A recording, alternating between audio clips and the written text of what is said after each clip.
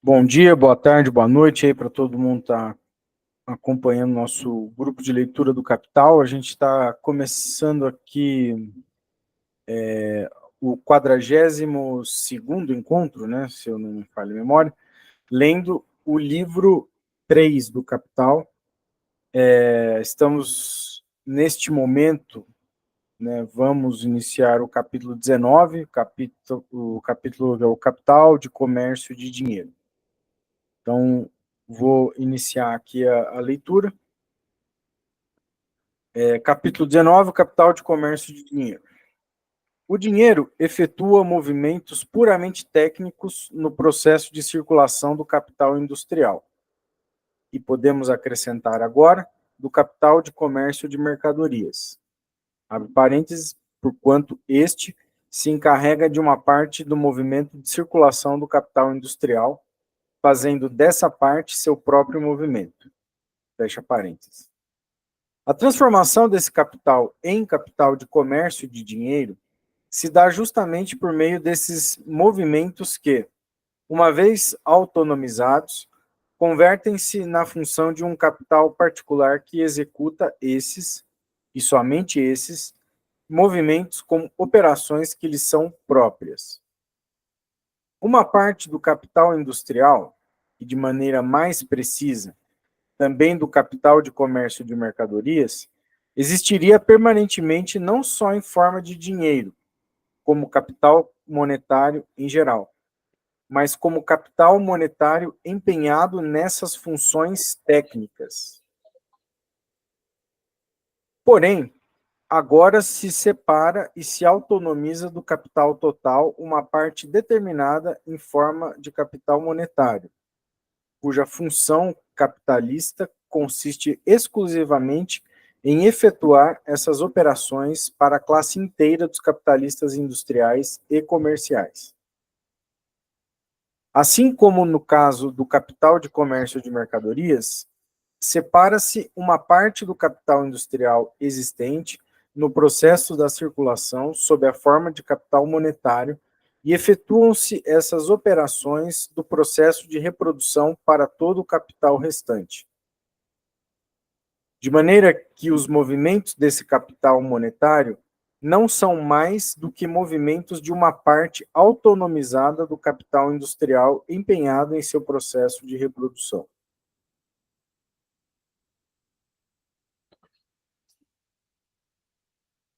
É somente na medida em que o capital novo é investido, o que também ocorre na acumulação, que o capital aparece em forma de dinheiro, como ponto de partida e ponto de chegada do movimento.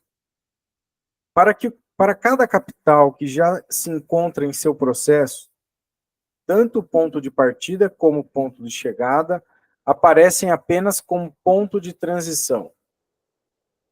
De fato, na medida em que o capital industrial, desde sua saída da esfera da produção até seu reingresso nesta última, tende a realizar a metamorfose M', M, T representa, como já se evidenciava na circulação simples de mercadorias, o resultado de uma fase da metamorfose, mas o representa apenas para se tornar o ponto de partida da fase oposta, que a complementa. Embora MD do capital industrial se apresente como DMD para o capital comercial, para este último, uma vez em funcionamento, o processo real se apresenta sempre como MDM. Mas o capital comercial percorre simultaneamente os atos MD e DM. Isso significa que não é apenas um capital que se encontra no estágio MD, enquanto o outro se encontra no estágio DM, mas que o mesmo capital compra e vende constantemente ao mesmo tempo, em razão da continuidade do processo de produção. Ele se encontra contínua e simultaneamente em ambos os estágios. enquanto uma parte desse capital se converte em dinheiro para mais tarde reconverter-se em mercadorias, a outra se converte ao mesmo tempo em mercadoria para mais tarde reconverter-se em dinheiro.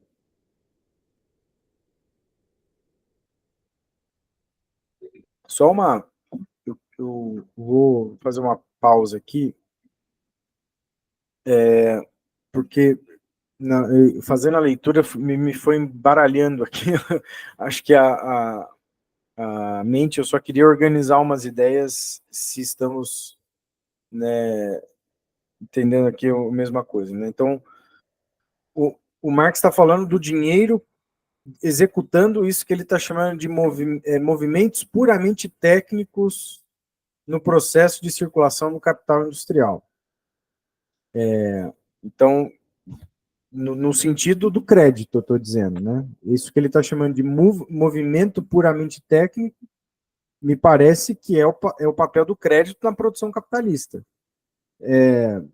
Até no sentido, não tem como, digamos, o desenvolvimento capitalista, o funcionamento da concorrência se dá sem que as empresas disponham de crédito, né? Então, eu acho que esse é o ponto, né? E aí ele está descrevendo essa parte do capital que não é especializada, é especializada ainda na circulação, mas particularmente nesse processo contínuo de comprar e vender e reduzir ao máximo digamos, o tempo entre uma e outra. Não sei pelo menos foi isso que me pareceu aqui dessa pequena leitura, que é disso que ele vai tratar. Eu já vi que a Raquel levantou a mão. Raquel. Que, na verdade, eu não sei se faz sentido, se está correto falar que isso aqui já é uma função do, digamos, o dinheiro, o capital exercendo a função de crédito. Aqui eu acho que o Marx está falando simplesmente, claro, ele vai, de certa maneira, descrever algo que vai mais ou menos funcionar como capital bancário e que depois vai se desprender para a gente pensar exatamente o capital portador de juros, que é o próximo capítulo. Né? Mas acho que nesse capítulo aqui o Marx ainda está falando de operações de pagamento mesmo, sabe? Pagamentos que têm que ser feitos. Ele está começando com operações mais simples, tem que ser feito pelo sistema bancário. Não está falando de crédito ainda, propriamente dito, eu acho. Até porque, assim, teoricamente, isso, para mim, isso é um desafio de fato aqui para entender o que o Marx está fazendo. Eu não acho tão fácil esse capítulo e o próximo. Porque, teoricamente, esse capital aqui, que ajuda a realizar, que é o próximo parágrafo, inclusive, ele vai dar todas as tarefas desse capital de comércio de dinheiro. Então, esse capital que faz pagamento, etc., etc., ele participa ainda, pelo que eu entendo, ele ainda participa do lucro médio. Ele não tá, aí ele não cabe juros. Ele participa da formação do lucro médio lá, junto com o capital de comércio e mercadorias. O capital portador de juros é o que vai vir, que tem a ver com crédito, tudo mais, é o que vai vir depois. Aí, quando o Marx vai, de fato, estabelecer um outro circuito do capital e tudo mais. Então, eu acho que é interessante a gente tentar ver um pouco uma certa especificidade disso que o Marx está falando aqui. Eu acho esse capítulo particularmente difícil para a gente, assim, para a gente diferenciar justamente do que vai ser o crédito depois e tudo mais. Acho que sim, entendi. Acho que faz sentido mesmo, porque e eu acho que essa distinção ela é válida, né? Porque para não perder o próprio fio condutor da análise que o Marx está colocando, né? Então, acho que é uma boa observação. Então, aqui o que ele está chamando como me parece que faz sentido mesmo, o que ele está chamando de dinheiro efetuando movimentos puramente técnicos no processo de circulação do capital industrial, é que esse dinheiro executando movimento técnico participa do lucro médio, né, e meios de pagamentos, né, vamos dizer assim, sistemas de pagamentos, né, mais ou menos por aí. Eu acho que me pareceu, acho que faz sentido. Estava entendendo de outra maneira e me parece não tão adequado. Bom, vou continuar. Eu acho que paramos aqui, né? Se o dinheiro, né?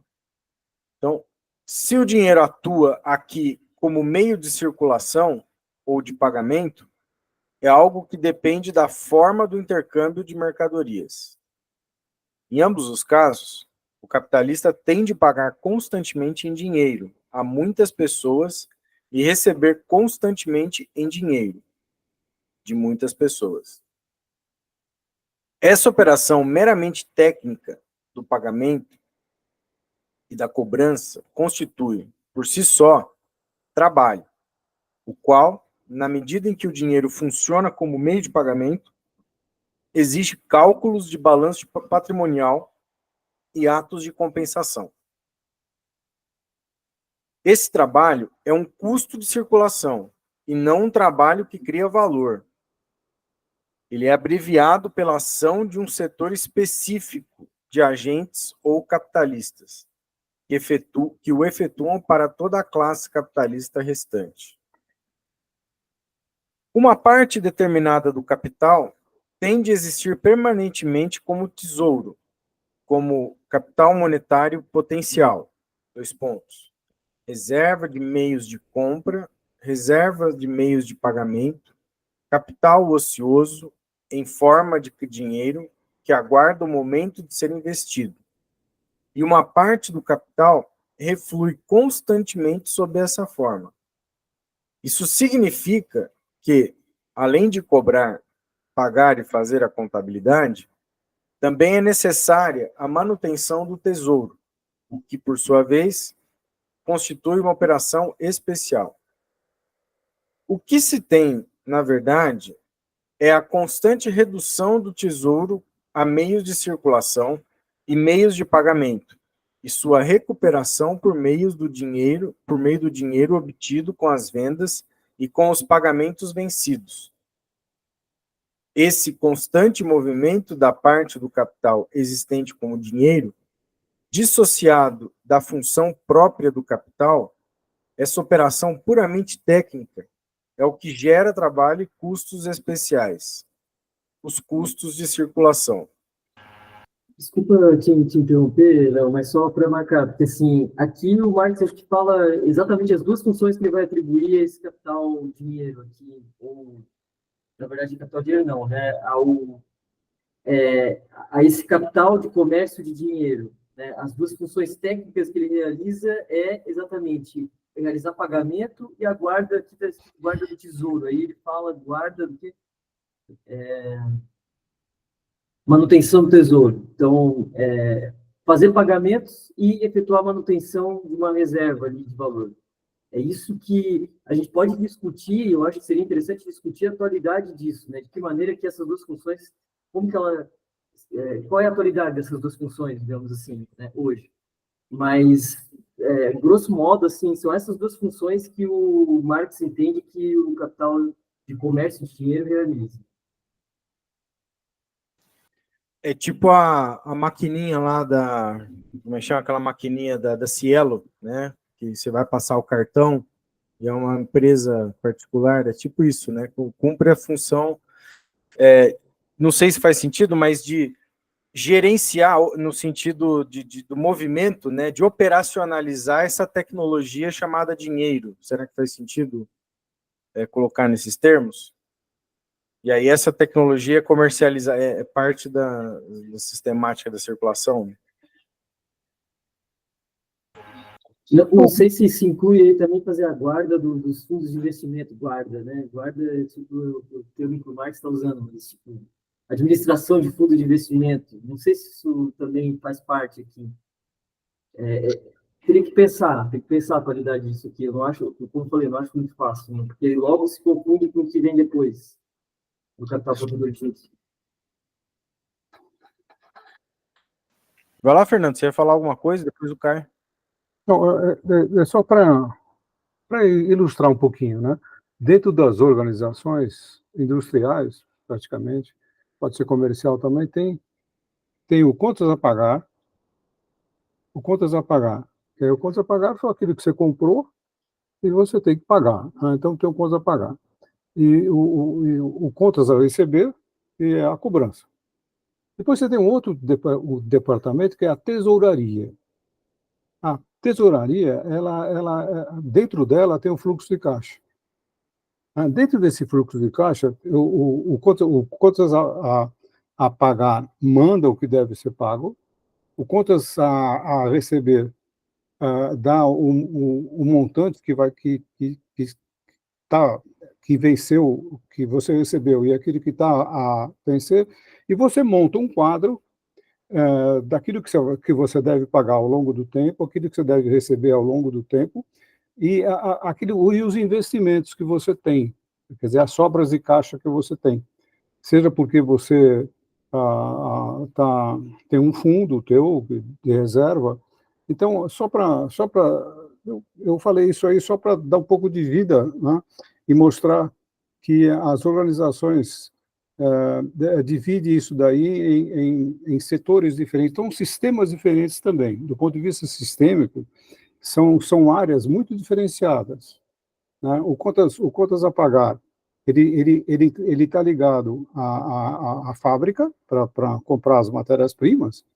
O contas a receber está ligado a vendas, e que para você receber aquilo que você vendeu, e tem um núcleo unificador que é quem faz o fluxo de caixa, quem coordena isso daí. Quer dizer, tem os saldos bancários, tem os investimentos, enfim, só para dar um pouquinho de vida aí à discussão.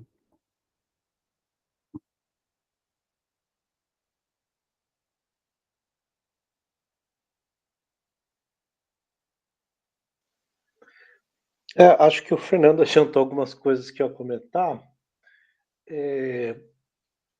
Eu acho que só é importante ressaltar que isso, ainda mais hoje em dia, cada vez mais ele está associado ao... É muito difícil você separar isso do sistema bancário, né? É um sistema único. E eu acho que... Mas essa primeira parte do texto, eu acho que o Marx está colocando o cenário, né, para a gente analisar justamente essa parte que o Fernando explicou bem, a contas a pagar, contas a receber, né, o movimento do dinheiro, porque o cara que... E acho que da forma como ele estrutura, o Marx, ele lá no livro 1, ele fez assim, ó, todas essas operações, elas estão dentro, idealmente, do capital industrial. E daí, quando ele fala, isso vai se autonomizar, eu acho que é muito mais um sentido teórico do que histórico. Porque histórico a gente sabe que o crédito tem 12 mil anos de idade, né? Desde que os egípcios, os babilônios trabalhavam com crédito, etc. E tal. Então, o que eu acho que é importante é entender o movimento teórico que ele está falando. Olha, o centro de geração de valor está no capital industrial. Então, todas essas etapas estão fazendo disso.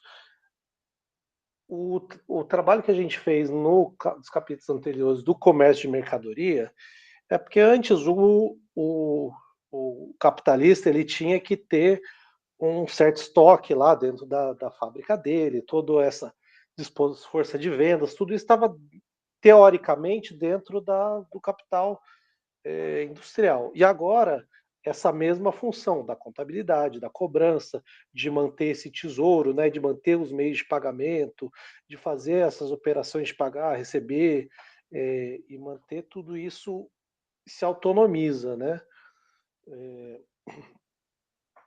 Mas eu entendo isso aqui muito mais como um movimento teórico, né, do que um movimento histórico. Eu acho que era isso que eu queria ressaltar, porque, né, no fundo, essas coisas todas elas têm interligações e vão depender muito da configuração, né, social, histórica do momento. Né? Em alguns momentos vai estar mais integrado, outros menos, etc.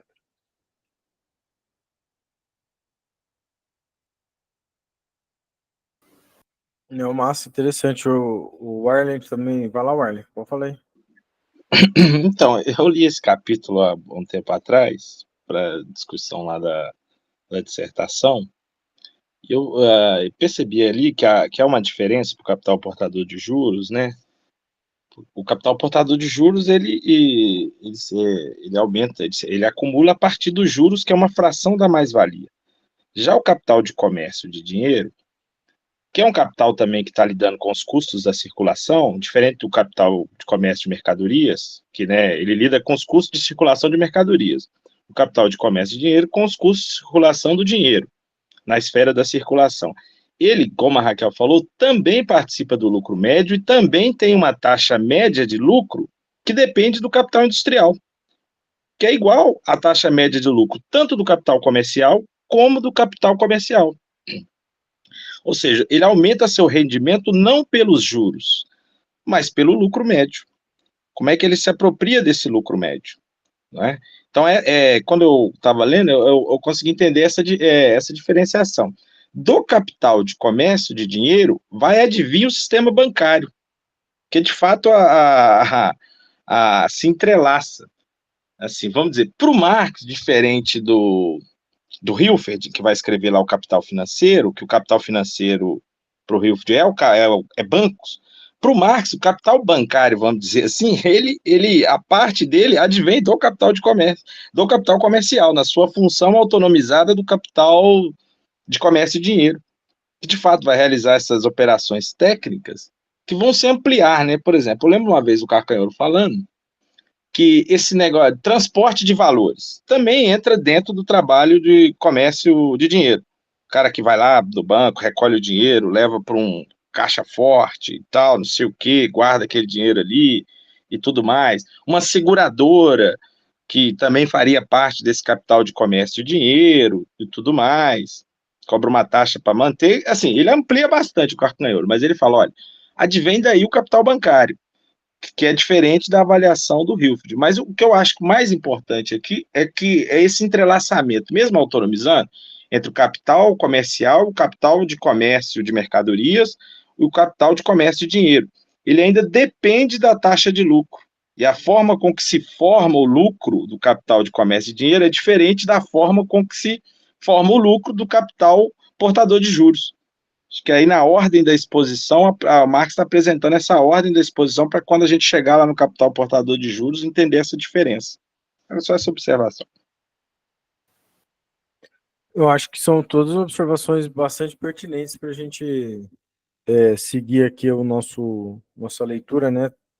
Tendo atenção a esse próprio procedimento analítico que o Marx está fazendo, o próprio método, né? Então, eu vou seguir aqui, eu acho que paramos aqui operação especial, né? Então, que é a função do capital de comércio de dinheiro. Se tem, na verdade, a constante redução do tesouro a meios de circulação e meios de pagamento e sua recuperação por meio do dinheiro obtido com as vendas e com os pagamentos vencidos. Esse constante movimento da parte do capital existente como dinheiro, dissociado da função própria do capital, essa operação puramente técnica, é o que gera trabalho e custos especiais, os custos de circulação.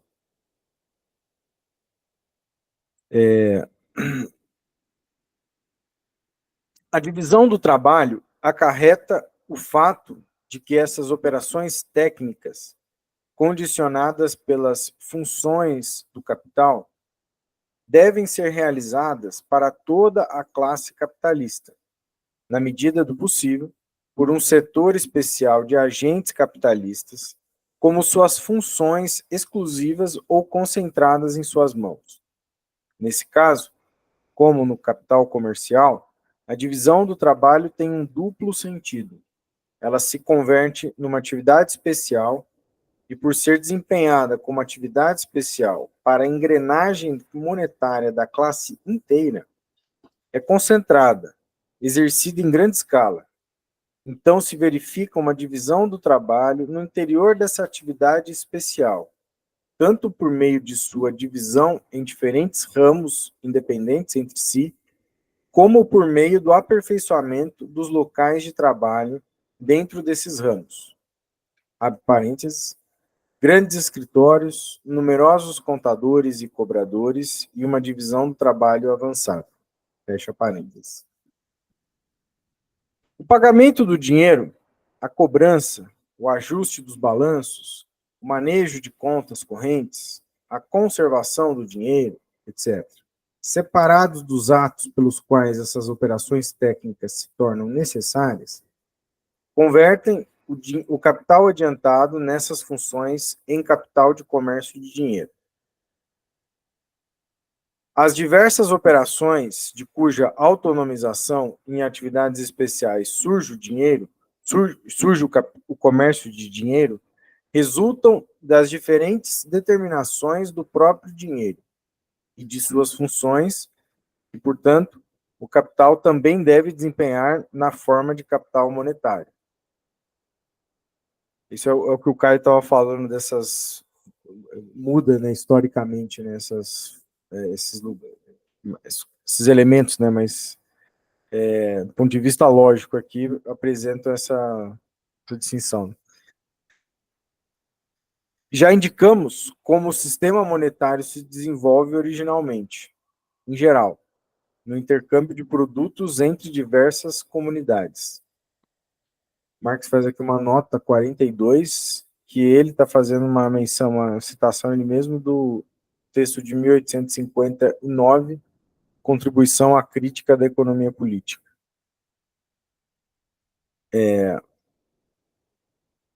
Por isso, o comércio de dinheiro, o comércio com a mercadoria dinheiro, desenvolve-se inicialmente a partir do tráfico internacional. Embora existem diversas moedas nacionais, os comerciantes que compram no estrangeiro devem converter suas moedas nacionais em moeda local, e vice-versa, ou também diversas moedas em troca de prata e ouro puros, não amoedados, que funcionam como dinheiro mundial. Daí o negócio do câmbio, que se deve considerar como um dos fundamentos naturais do moderno comércio de dinheiro. Aí tem mais uma nota aqui do Marx, tem uma nota maior aqui, ele está citando esse texto do Karl Dietrich Hüllmann, texto de 1826, 1829, que diz assim, né? Abre aspas. As grandes diferenças existentes entre as moedas, tanto no que diz respeito ao quilate das ligas, como à cunhagem realizada por muitos príncipes em muitas cidades dotados do privilégio de emissão de moeda, criou por si só a necessidade de oferecer aos mercadores o câmbio por moeda local, possibilitando-lhes, assim, realizar aquelas transações em que não se aceitava moeda estrangeira. Por isso, para efetuar os pagamentos em dinheiro, os mercadores que viajavam ao mercado estrangeiro provinham-se de prata pura, não amoedada, e às vezes também de ouro. Antes de retornar ao país de origem, voltavam a trocar as moedas locais por prata ou ouro puros. E foi assim que os negócios cambiais, a troca de metais preciosos não amoedados por moedas locais e vice-versa, converteu-se numa indústria rentável e muito extensa. Fecha aspas. E o Marx continua aqui a citação de algum outro autor aqui, de 1860, né? Esse Simon Vissering, provavelmente algum cara holandês, né, Países Baixos, né, diz ele assim, abre aspas, o banco de câmbio deve seu nome não à letra de câmbio, mas ao câmbio de diferentes tipos de moedas. Muito antes da fundação do Banco de Câmbio de Amsterdã, em 1609, já existiam nas cidades hanseáticas dos Países Baixos cambistas e casas de câmbio, inclusive bancos de câmbio. O negócio desses cambistas consistia em trocar por moedas de curso legal os vários tipos de moedas metálicas que os mercadores estrangeiros levavam ao país. Pouco a pouco, seu raio de ação foi se ampliando. Converteram-se em caixas e banqueiros de sua época.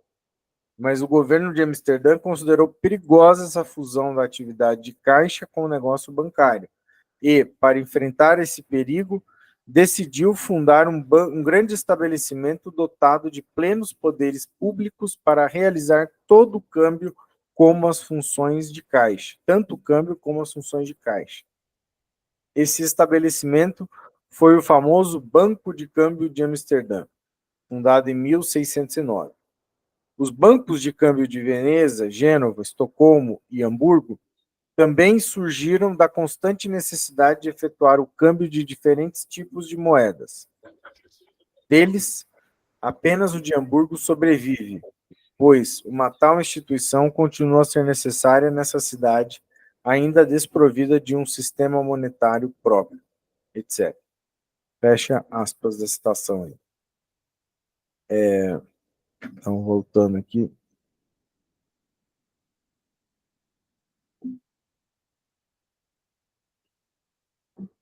Foi a partir disso que se desenvolveram os bancos de câmbio, nos quais a prata, entre parênteses, ou o ouro, funciona como dinheiro mundial, atualmente como moeda bancária ou moeda comercial, em contraste com a moeda corrente. Transações cambiais, no sentido de meras ordens de pagamento a viajantes por parte de um cambista num país a um cambista em outro país, desenvolveram-se em Roma e na Grécia, a partir do negócio de câmbio propriamente dito. O comércio com ouro e prata como mercadorias, entre parênteses, matérias-primas para a produção de artigos de luxo, forma a base natural e espontânea do comércio de barras de ouro e prata, comércio bullion, né? Ou do comércio que medeia as funções do dinheiro como dinheiro mundial. Essas funções, como explicamos no livro 1, capítulo 3, item 3, subitem C, são dois pontos. Mover-se entre as diversas esferas nacionais de circulação, a fim de equilibrar os pagamentos internacionais e as migrações do capital em busca de juros. Ao mesmo tempo, promover um fluxo de metais preciosos a partir de suas fontes de produção, atravessando o mercado mundial, e distribuir a oferta entre as diversas esferas nacionais da circulação. Durante a maior parte do século XVII, na Inglaterra, os ourives ainda atuavam como banqueiros. Ourives é quem, joalheiro, né? Aquele pessoal que mexe com ouro, né? O desenrolar do nivelamento dos pagamentos internacionais no comércio de câmbio, etc., permanece aqui totalmente fora do campo de análise, assim como tudo que se refere a negócios com títulos de crédito. Em suma, todas as formas particulares do sistema de crédito, que por ora ainda não nos interessa. Como dinheiro mundial, a moeda nacional se despoja de seu caráter local. Uma moeda nacional é expressa em outra, e assim todas são finalmente reduzidas a seu conteúdo em ouro ou prata, ao mesmo tempo que estes dois últimos, sendo as duas mercadorias que circulam como dinheiro mundial, devem ser reduzidos à sua relação de valor recíproca, que varia constantemente. O comerciante de dinheiro faz dessa mediação sua atividade particular. O negócio de câmbio e o comércio de barras de ouro e prata são as formas mais primitivas do comércio de dinheiro e emanam da dupla função do dinheiro, dois pontos, como moeda nacional e como dinheiro mundial.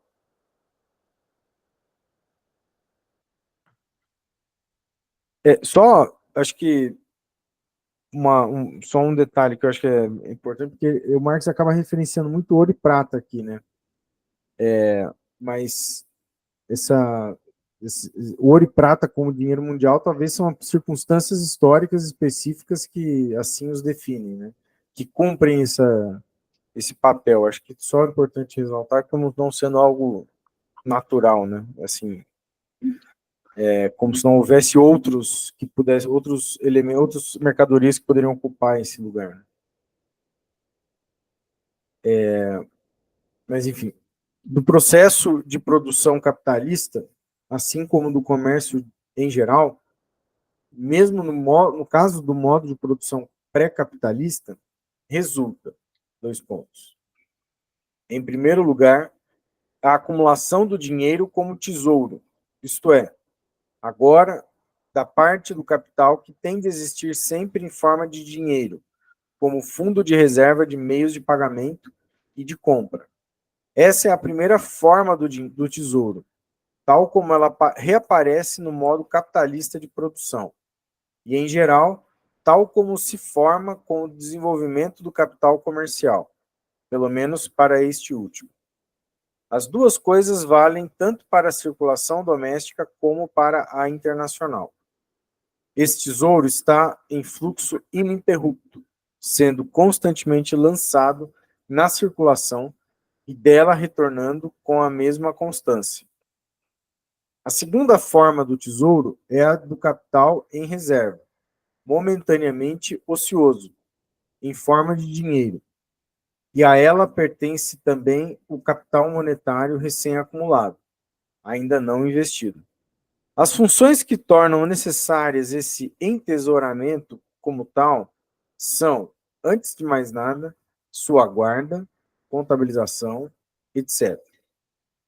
Em segundo lugar, porém, isso se torna necessário de desembolsar dinheiro em compras, comprar o dinheiro das vendas, cobrar o dinheiro das vendas, efetuar e receber pagamentos, compensar os pagamentos, etc. Tudo isso é realizado pelo comerciante de dinheiro, no primeiro momento, como simples caixa para os comerciantes e capitalistas industriais. Tem aqui uma nota 44, também uma nota longa, também uma citação desse Simon Wieserich, texto de 1860, né, que diz assim, abre aspas, é provável que em nenhum outro lugar a instituição dos caixas tenha conservado seu caráter originário, independente, com tanta pureza como nas cidades comerciais holandesas. E aí indica aí sobre a origem dos caixas em Amsterdã, essa referência a Lusac, de 1782. Suas funções coincidem, em parte, com as do antigo Banco de Câmbio de Amsterdã. O caixa recebe dos mercadores que utilizam seus serviços certo montante em dinheiro e, em troca, lhes abre um crédito em seus livros. Mais tarde, esses mercadores lhe enviam notas promissórias das quais o caixa efetua a cobrança, acreditando, então, nas contas as somas recebidas. Ao mesmo tempo, ele recebe desses mercadores ordens de pagamento, as quais executa, descontando da conta de seus clientes os valores pagos. Por esses pagamentos e recebimentos, ele cobra, então, uma pequena comissão, que só chega a constituir uma remuneração adequada a seu trabalho, graças aos altos valores das operações realizadas. Quando se trata de saldar pagamentos entre dois mercadores que operam com o mesmo caixa, as transações são efetuadas muito simplesmente por meio de entradas mútuas nos livros, nos quais ele registra diariamente a compensação entre suas respectivas contas. A verdadeira função do caixa consiste, portanto, em servir de intermediário para esses pagamentos, razão pela qual ele permanece excluído de empreendimentos industriais, especulações e concessões de crédito a descoberto, pois a norma é a de que o caixa, ao efetuar pagamentos para aqueles que possuam contas em seus livros, jamais ultrapasse o saldo disponível.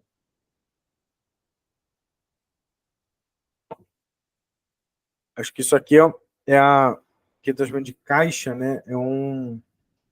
Seria, não é exatamente um banco, né? Ou seria algo que não pode, digamos, né, ficar reemprestando aquilo que lhe é investido, né? Então tem não sei se uma regra, uma legislação muito específica, mas não está sujeito a essa coisa da especulação. Eu acho que é um ponto interessante, né, para distinguir do banco, né, como a gente já estava falando antes. Então, vou continuar aqui. O comércio de dinheiro se encontra plenamente desenvolvido, mesmo em seus primórdios, a partir do momento em que suas funções ordinárias são complementadas pela concessão e pela contração de empréstimos e pelo crédito. Trataremos disso na sessão seguinte, dedicada ao capital portador de juros. Aí, né? O Marx mesmo já reforça esse entendimento, são coisas diferentes. O próprio comércio de barras de ouro e prata, a transferência desses metais de um país a outro, é apenas o resultado do comércio de mercadorias, determinado pela taxa de câmbio, que expressa a situação dos pagamentos internacionais e das taxas de juros em diversos mercados. O comerciante de barras de ouro e prata, como tal, atua apenas como intermediário dos resultados. Ao tratarmos do dinheiro, do modo como seus movimentos e suas características formais se desenvolvem a partir da circulação simples de mercadorias, vimos, aí entre parênteses, livro 1, capítulo 3, que movimento da massa do dinheiro que circula como meio de compra e meio de pagamento está determinado pela metamorfose das mercadorias, pelo volume e pela velocidade desta última, que, como sabemos agora, é ela mesma apenas um momento do processo global da reprodução. No que diz respeito à obtenção do material monetário, ouro e prata, a partir de suas fontes de produção, ela se decompõe em intercâmbio direto de mercadorias e intercâmbio de ouro e prata, como mercadoria por outra mercadoria, sendo também, portanto, um momento do intercâmbio de mercadorias, assim como a obtenção de ferro ou outros metais. Quanto ao movimento dos metais preciosos no mercado mundial, abre parênteses, abstraímos aqui desse movimento na medida em que ele expressa uma transferência de capitais a título de empréstimo, que também ocorre sob a forma de capital mercadoria, fecha parênteses, ele encontra-se inteiramente determinado pelo intercâmbio internacional de mercadorias, assim como o movimento do dinheiro como meio interno de compra e de pagamento está determinado pelo intercâmbio interno de mercadorias. Os movimentos migratórios dos metais preciosos são de uma esfera nacional da circulação a outra, na medida em que são ocasionados tão somente pela desvalorização das moedas nacionais ou pelo bimetalismo. São alheios à circulação monetária como tal e constituem mera correção de aberrações arbitrárias provocadas pela ação do Estado.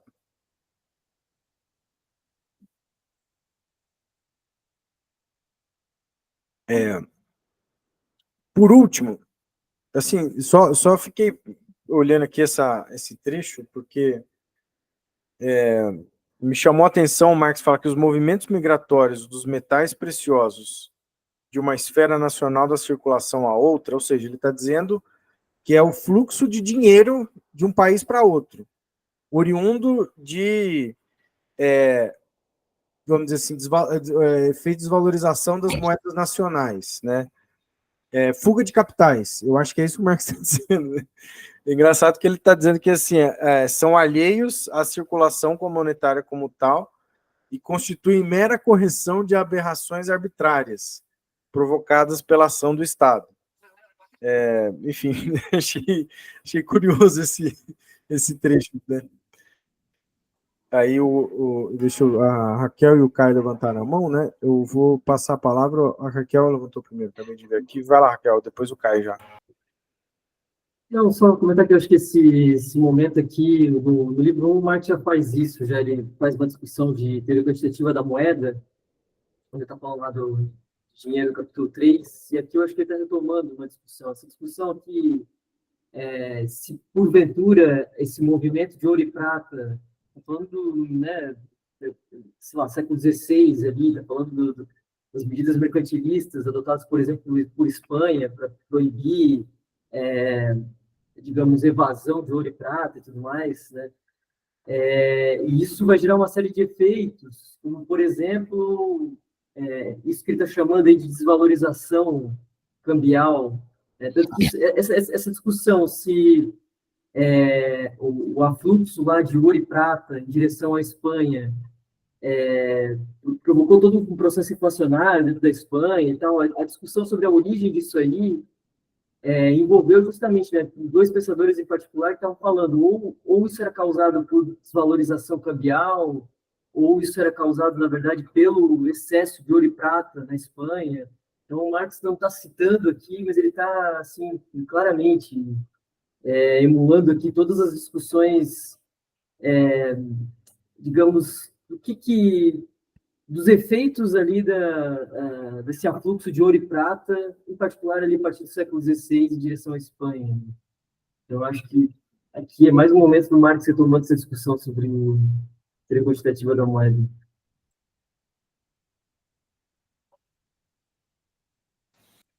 Sim, sim, é importante essa menção aí. E quando ele fala em bimetalismo, né, é que é o ouro e prata, né, como padrão monetário aceito, né? Isso foi uma questão relevante aí na segunda metade do século XIX, mundo afora, né? Até no Brasil, né? Até no Brasil lá tinha esse debate dos papelistas e dos metalistas lá no Rui Barbosa, né? Vai tudo nessa discussão. Era uma discussão relevante, né? Que aparece aqui nesse nome de bimetalismo. E aí o Caio, eu me entrevistei aqui, mas o Caio levantou a mão antes, vai lá, Caio, e depois já o Fernando. Tá. Eu acho que só nesse trecho é importante encadear ele com o parágrafo, né, não é bem o parágrafo, né, com a frase logo anterior, que ele vai dizer, olha, o movimento dos metais preciosos, ele está determinado pela... Desculpa, achei que tinha ouvido alguma coisa aqui com o fone. Ele vai ser determinado pela troca de mercadorias. Então, que acho que tem mais a ver com o centro da discussão que a gente está falando sobre as caixas, é totalmente praticável cada vez que você faz um pagamento, você compra, sei lá, que a Inglaterra compra grãos ou lã da França ou de Amsterdã, ela mandar um navio cheio de ouro e prata, etc. e tal.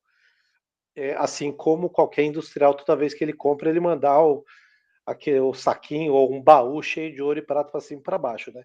Então, que é justamente a função desse capital de mercadoria de dinheiro. Ele vai fazer vamos dizer assim, o balanço dos saldos e vai dizer, olha, se entraram X toneladas de trigo, foram exportadas tantas de lã, então a diferença de saldo vai ser X entre ouro e prata para um lado ou para o outro. Isso tanto no nível do comércio internacional quanto do nível ali dentro da cidade, entre os mercadores, certo? Essa é a função das caixas e do mercado de dinheiro. E por que os ourives assumiram esse papel? Porque, bom, basicamente, né, eles estão ali que controlam o ouro, então eles acabaram desenvolvendo essa especialização, acho que é uma coisa interessante. O que ele está dizendo, olha, e quando não é determinado por esse intercâmbio internacional de mercadorias, aí você tem esses movimentos que são puramente especulativos, aberrações, né, que ele chama. Então,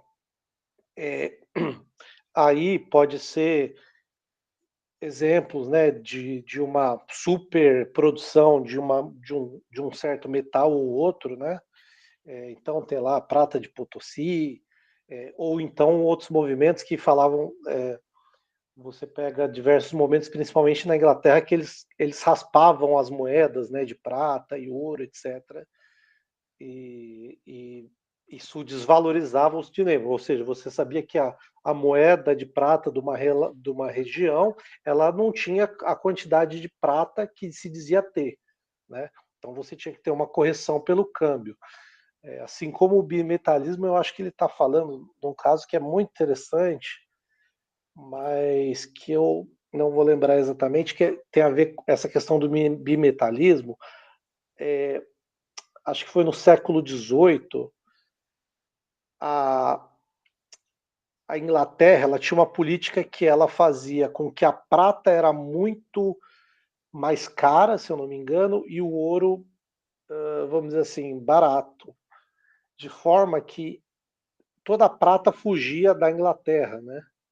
Porque os outros países eles mandavam ouro para a Inglaterra e recebiam uma quantidade maior em prata, porque basicamente o preço de câmbio de um e outro, acho que eu li isso no Hobsbawm, não estavam ajustados, né? Então, de uma certa forma, tipo a Europa continental, se ela acumulou muita prata e depois, quando a Inglaterra teve a conquista naval, né, aí ela, como ela tinha muito ouro, aí que ela impôs o, o valor, o ouro como, vamos dizer assim, o principal padrão, né?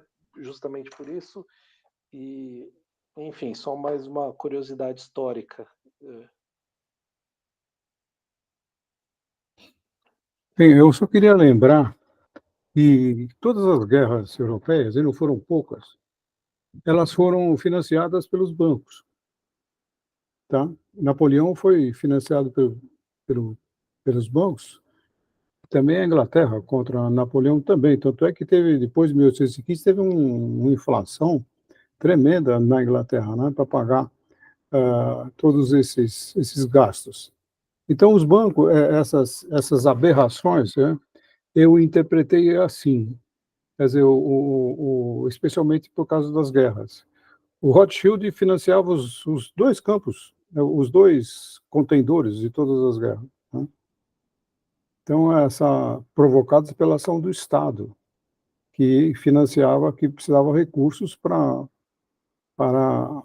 munição e arma para os seus exércitos, né?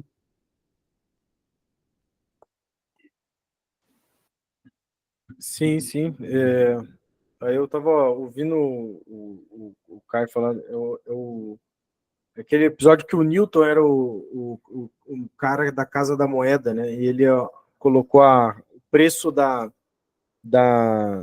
prata agora abaixo, e alguma coisa assim. Eu sei que só fazia sentido a Inglaterra comercializar em ouro. Isso na prática foi a condição técnica. E depois, com o Tratado de Methuen do Brasil, de Espanha, de Portugal e Inglaterra, isso meio que favoreceu muito o ouro, né? E aí ficou o ouro como dinheiro, né? Mas tinha uma pressão forte pela prata mesmo, né? Isso variava. Bom, talvez até o ouro das Gerais brasileira tenha sido decisivo para a afirmação de um sistema monetário internacional em algum momento de padrão ouro, se é que teve, isso também é contestável, mas se é que teve em algum momento, talvez o Brasil deu a sua cota de contribuição aí no século XVIII para possibilitar, né? Não sei, fica aí uma hipótese, né? Bom, então, por último, a formação de tesouros, na medida em que representam um fundo de reserva de meios de compra ou de pagamento, seja para o comércio interno, seja para o exterior. E também na medida em que não são mais que uma forma de capital momentaneamente imobilizado. Constitui, em ambos os casos, apenas um precipitado necessário do processo de circulação. Assim como toda a circulação do dinheiro é, em sua extensão, suas formas e seus movimentos, simples resultado da circulação de mercadorias, que do ponto de vista capitalista é apenas a expressão do processo de circulação do capital, abre parênteses, e nisso se inclui o intercâmbio de capital por renda e de renda por renda, na medida em que o dispêndio da renda se realiza no comércio varejista, fecha parênteses, é absolutamente evidente que o comércio de dinheiro não promove apenas a circulação de dinheiro, um simples resultado e a forma fenomênica da circulação de mercadorias. Essa circulação de dinheiro, como um momento da circulação de mercadorias, é algo que ele já encontra dado. O que ele promove são suas operações técnicas, o que ele concentra, abrevia e simplifica. O comércio de dinheiro não forma os tesouros, mas fornece os meios técnicos para que esse entesouramento, na medida em que é voluntário, parênteses, ou seja, em que não é expressão de capital ocioso, nem de uma perturbação do processo de reprodução, fecha parênteses, possa ser reduzido a seu mínimo econômico, uma vez que, quando administrados para a classe capitalista inteira, os fundos de reserva para meios de compra e de pagamento não precisam ser tão grandes como teriam de ser se cada capitalista administrasse seu fundo particular. O comércio de dinheiro não compra os metais preciosos, apenas promove sua distribuição, tão logo o comércio de mercadorias os tenha comprado. O comércio de dinheiro facilita a compensação dos saldos na medida em que o dinheiro funciona como meio de pagamento, ao mesmo tempo que, mediante o mecanismo artificial dessas compensações, diminui a massa de dinheiro requerida para isso. Mas ele não determina as conexões, tampouco o montante dos pagamentos recíprocos. Falta só um pedacinho aqui, eu vou terminar isso aqui, né? A gente termina aqui esse capítulo já. As letras de câmbio e os cheques, por exemplo, que são trocados uns pelos outros em bancos e câmaras de compensação, que eu acho que são essas caixas aí que o Marx estava falando, né? Representam transações totalmente independentes. São resultados de operações dadas, e a questão diz respeito unicamente a uma melhor compensação técnica desses resultados. Na medida em que o dinheiro circula como meio de compra, o volume e o número de compras e vendas são totalmente independentes do comércio de dinheiro. Este último pode apenas abreviar as operações técnicas que acompanham a compra e a venda, e, desse modo, reduzir a massa de dinheiro vivo necessário para a rotação das mercadorias. Portanto, o comércio de dinheiro, na forma pura em que consideramos aqui, isto é, separado do sistema de crédito, tem a ver apenas com a retórica de um momento da circulação de mercadorias, a saber, com a circulação monetária e com as diversas funções do dinheiro dela derivadas. Isso constitui uma diferença essencial entre o comércio de dinheiro e o comércio de mercadorias, que promove a metamorfose da mercadoria e o intercâmbio mercantil, ou faz até mesmo com que esse processo do capital-mercadoria apareça como processo de um capital separado do capital industrial. Assim, se o capital de comércio de mercadorias revela uma forma de circulação própria, DMD, na qual a mercadoria muda 2 vezes e, com isso, possibilita um refluxo de dinheiro, em contraste com a forma MDM, na qual o dinheiro troca 2 vezes de mãos e, desse modo, promove um intercâmbio de mercadorias, nenhuma dessas formas particulares pode ser aplicada no caso do capital de comércio de dinheiro. Na medida em que o capital monetário é adiantado por uma classe especial de capitalistas, nessa mediação técnica da circulação monetária, e esse capital em escala reduzida representa o capital adicional que, em outras condições, os próprios comerciantes e os capitalistas industriais teriam de adiantar para esses fins, aqui também se apresenta a forma geral do capital D, D', por meio do adiantamento de D, cria-se o D mais delta D para o capitalista que o adiantou. Nesse caso, porém, a mediação de D' não diz respeito aos fatores materiais da metamorfose, mas apenas a seus fatores técnicos.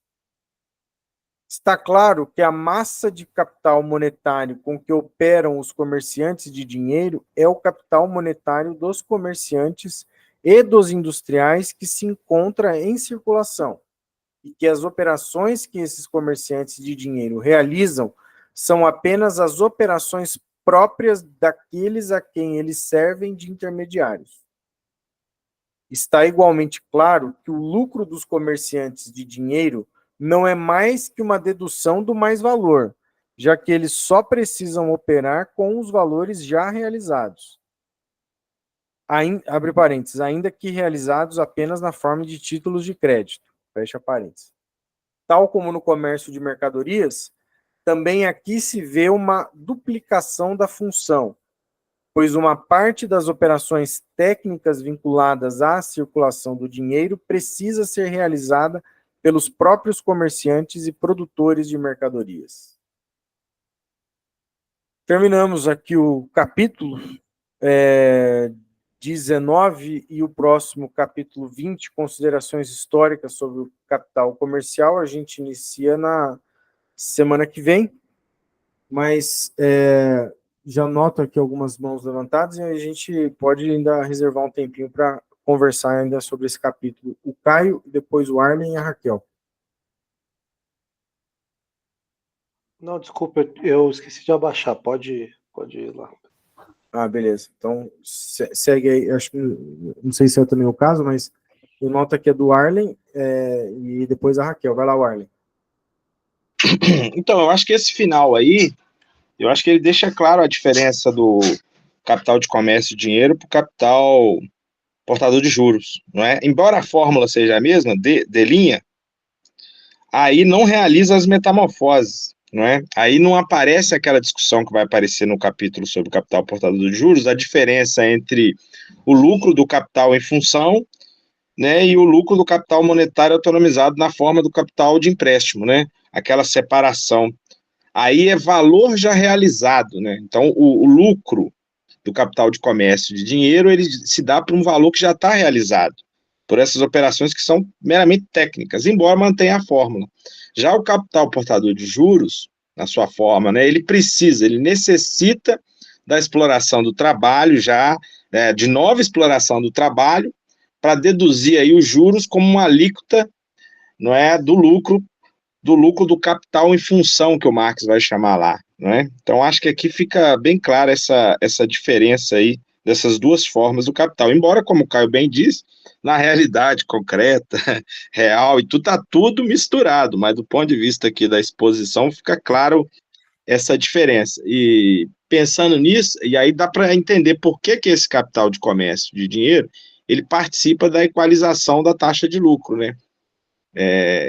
Nesse sentido, as teses que sustentam que há um domínio do capital bancário sobre o capital produtivo, parece que entra em contradição com essa tese aqui se a gente toma o capital de comércio de mercadoria como um futuro desdobramento do capital bancário. Isso aí, ressaltar isso aí também, então acho que vai ficar meio repetitivo, mas só para dizer que quando o Marx estava falando do comércio de mercadorias, ele também apresenta num dado momento ali, digamos, o circuito ali da autonomização desse capital de comércio e mercadorias, né, que vira o D, M e D'. E isso, inclusive, gera a pergunta, né, sobre a origem desse lucro comercial, né, já que como que pode surgir um D' simplesmente da circulação? E aí que vem a resposta, né, que esse lucro comercial do capital de comércio de mercadorias vem parte da equalização do lucro médio lá, e tudo mais. A dificuldade aqui desse capítulo do capital de comércio de dinheiro é exatamente isso. Só eu falar exatamente o que o Warren mencionou aí, de que esse circuito da autonomização do capital de comércio de dinheiro tem a mesma forma do circuito do capital portador de juros. É isso que causa, né, uma confusão formal ali, embora o Marx também diga, né, que depois o desenvolvimento do crédito é o que completa, né, esse capital aqui. Então, eu entendo a divisão puramente teórica aqui, mas também o próprio Marx aqui ao longo do texto falou, né, o quanto que depois o desenvolvimento do crédito completa isso que está se formando aqui, né? Então, dá para dividir teoricamente, mas eu ainda acho que na prática não é tão fácil.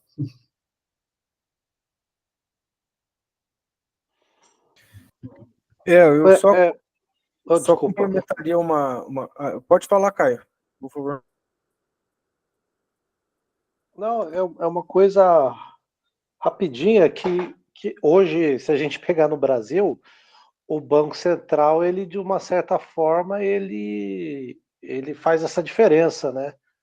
Porque você tem instituições que elas vão ser as instituições de pagamento, que elas só podem ter conta à vista, não podem oferecer operações de crédito, etc. e tal, né?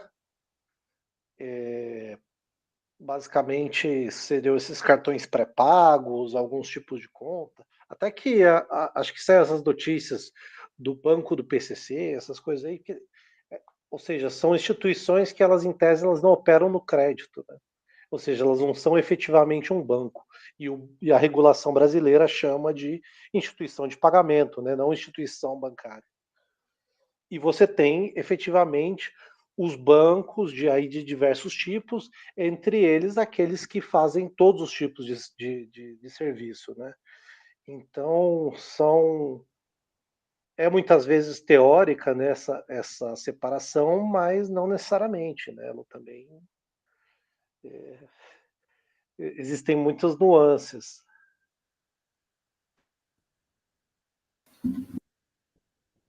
Não, sem dúvida. Eu só ressaltaria que eu acho que nesse capítulo, pelo menos, pareceu bastante. O Marx menciona várias vezes a expressão custo de circulação. E aí me parece que ele está. A discussão do capital de comércio de mercadorias, eu conectaria com a leitura do capítulo de custo de circulação no livro 2, que agora não me lembro a memória se é o capítulo 6, talvez. Talvez, não me lembro. Mas capítulo sobre custos de circulação, livro 2. Eu acho que ali ele dialoga diretamente com esse capital de comércio de dinheiro, né? Que para mim ficou claro, ele opera nessa metamorfose DMMD, de modo que eu lembro até que o Marx começa esse capítulo de custo de circulação, livro 2, comentando como que a negociação é parte do desenvolvimento do capital industrial. Então, você vai comprar insumo, você vai realizar a mercadoria, vai vender em um outro lugar, você precisa ter, digamos, pontos, capitais diferentes que vão, digamos, operacionalizar isso do ponto de vista da empresa, né? Então, essa lentidão de uma compra suceder à venda, né? Isso pode comprometer a própria racionalidade do empreendimento. E esse capital de comércio de dinheiro, me parece que ele opera justamente nessa metamorfose, né? Digamos, acelerando essa metamorfose, né? A compra e a venda de mercadorias. Então, isso dá o direito de oferir uma parte da mais-valia total, né? Só que essa mais-valia, talvez isso apareça até, não seria o nome juros adequado, né? Quando a gente vai pensar a divisão da mais-valia, será que seria juros, né? Ou seria uma outra categoria, né? Acho que são questões que a gente vai ter que desdobrar ainda nos próximos capítulos. Fala, Fernando. Não, só a respeito, se eu entendi o que o Caio falou, por exemplo, você tem um banco que tem depósito dos correntistas. Então, esse banco, ele pode descontar a duplicata. Quer dizer, o que é a duplicata? Não, a duplicata eu vendi, vai vencer daqui a 3 meses, eu quero o dinheiro à vista. Então, o banco te adianta o dinheiro à vista e toma como garantia a duplicata, né? Que vai vencer daqui a 3 meses. E aí ele vai te cobrar uma taxa por isso. Se o fulano não pagar o título, ele vai debitar da conta do comerciante. Então, esse banco funciona assim. Agora, outra coisa é banco de investimento. Esse foi o grande problema norte-americano na década de 30, que teve uma lei, eu não sei se isso que o Caio quis dizer, que separaram, falaram assim, olha, uma coisa são correntistas e banco que vai financiar o comércio, tá? E a outra coisa é um banco de investimento, não confunda uma coisa com a outra, né? São fundos diferentes, tá? Então, é só para, não sei se foi isso que o Caio tocou no assunto. Não, não é exatamente isso. Na verdade, esses instituições de pagamento são esses bancos digitais que você abre só uma conta e você tem uma conta que eles não chamam nem de conta corrente, porque a conta corrente você tem um cheque especial, né? O Nubank, você colocou aqui, o Nubank ele começou como uma instituição de pagamento, então, mas ele tinha cartão de crédito, é um pouco diferente.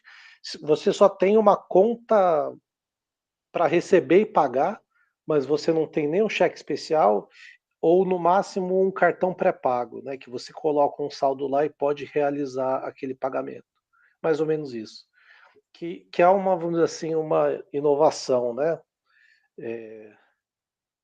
Não é exato, porque aí o que faz a duplicata, factoring, aí eu acho que é muito mais voltado, aí é a questão do crédito mesmo.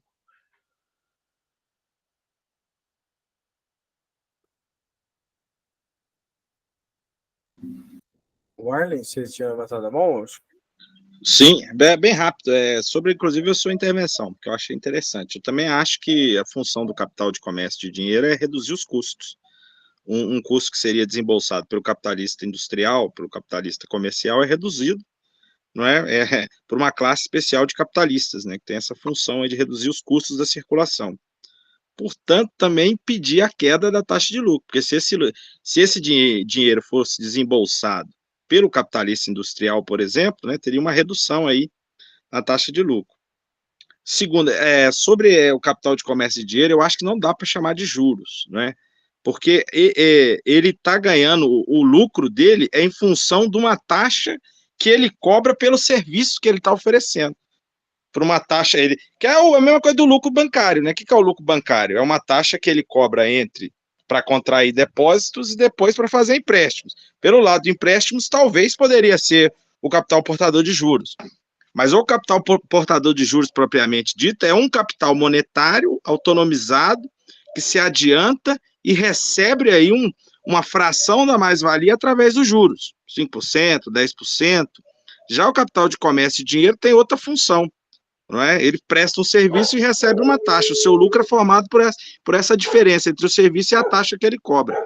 E parece que é distinto aí se a gente for fazer essa separação teórica do capital portador de juros, que pressupõe lá a divisão, né, entre o capital em função e o capital de empréstimo, o capital na função monetária, que são distintos. A forma de valorização do D linha é distinta, né, pressupõe aí vamos dizer, a metamorfose, processo produtivo.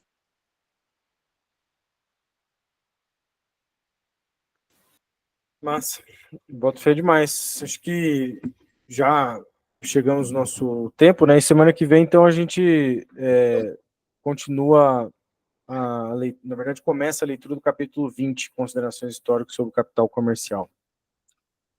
Pedir para Raquel